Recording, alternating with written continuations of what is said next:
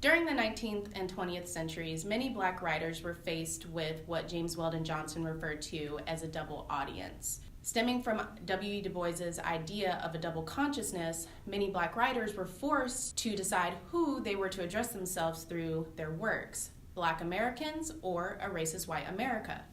Many Black writers of the time wrote from a place of bicultural ambivalence in society by being inside of American culture and outside of it at the same time. In terms of Black American short fiction, many writers felt obligated to appeal to white audiences, feeling that this was the only way they could accurately showcase their talents. However, the only accepted concepts of African Americans within Black fiction circulated at the time were depictions of Black characters as liars, thieves, and womanizers.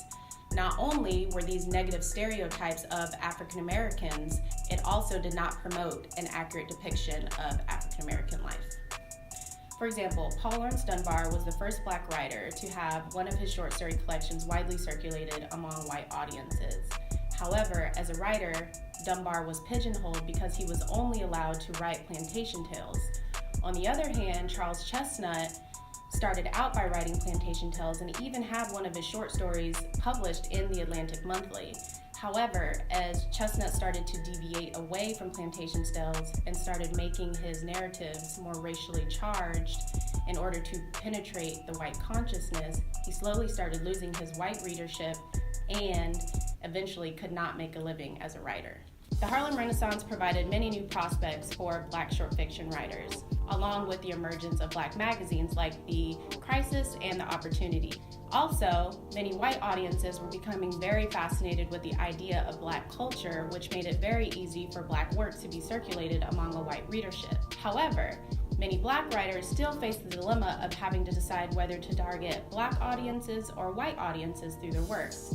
They didn't know whether they wanted to act as truthful interpreters of Black life or whether they wanted to promote a sense of self-awareness among Black America. The late 1930s and 1940s sort of presented a thematic shift in Black American short fiction.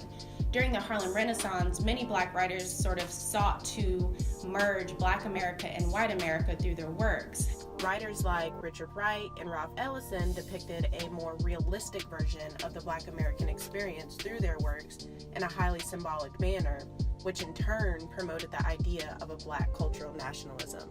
With the emergence of the Black arts movement during the 1960s, Black short fiction started to target the needs and aspirations of Black America. Writers like Leroy Jones and Larry Neal started to develop a new ethnic consciousness that would no longer succumb to the socio-cultural expectations of white America.